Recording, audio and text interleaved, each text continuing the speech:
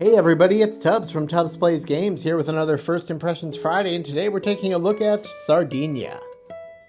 Sardegna is an area majority and hand management game designed by Stefan Dora and published by Playte Games. It plays 2 to 4 players in about 30 minutes. In Sardegna, players will settle provinces on the island of Sardegna using people and priests, building villages, having ships in the harbors, and building forts on the border. Players will choose their actions through a set of cards that they are given at the beginning of the game, and players will choose which provinces to score based on what provinces are available on the scoring track using one of the actions in their hand.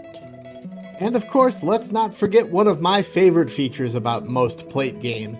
The box actually folds out to become the board.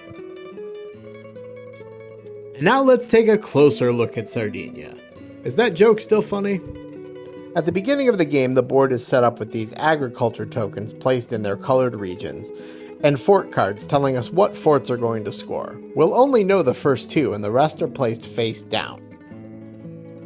Players also take their own set of action cards, and now let's take a closer look at each of these actions. Up first, we have the Architect.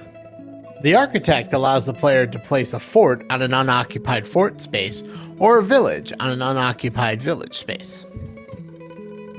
And just a quick note, you can only have a maximum number of villages equal to the number of agriculture tokens you have harvested, but we will talk more about that in a second. Next up, let's take a look at the Commander.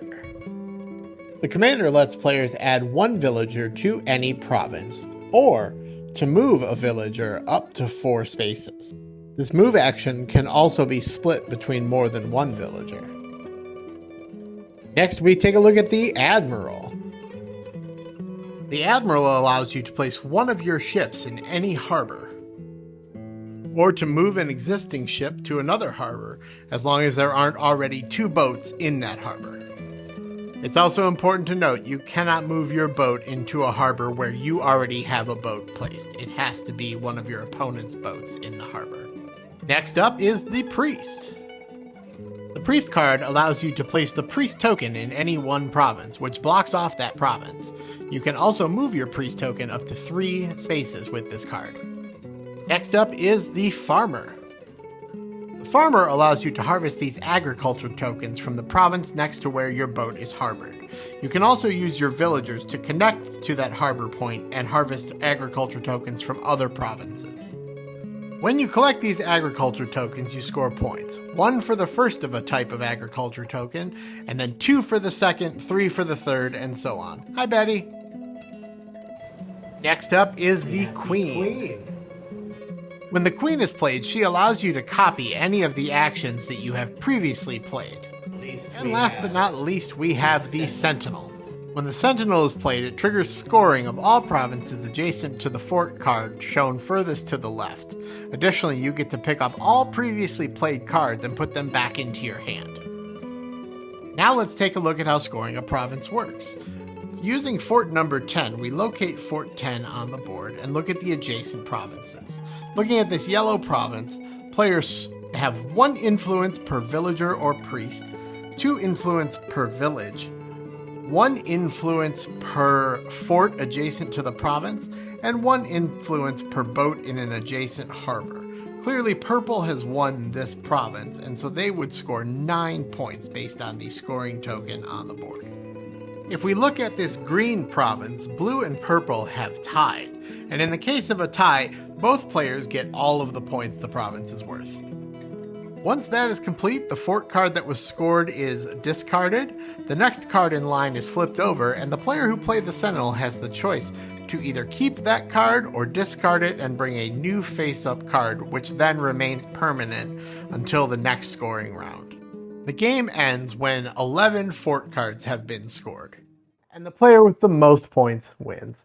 So that is Sardegna from Playte Games and designer Stefan Dora. I want to say thanks, first of all, to Playte Games for sending me this game to play with and review.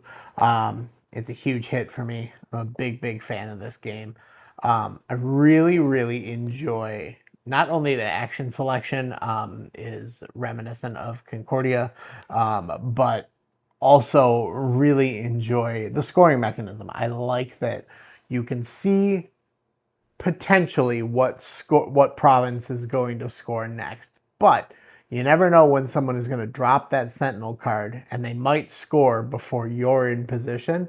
They also might get rid of the card that you were counting on scoring, that second card in position. I think that is very cool. I think it's a really cool scoring system and definitely a nice twist. I like this game a whole lot. It's pretty breezy. It's got some nice strategy to it, and yeah, I will play this anytime that anybody wants to. So Sardegna from Playte Games and designer Stefan Dora, 2 thumbs up from me. So that's going to do it for this First Impressions Friday. If you've got games you're interested in me reviewing, please let me know. I would love to check out whatever games you guys are interested in. And if I can get my hands on a copy or have it in my collection already, I will happily review it. So until next week, I will see you guys then.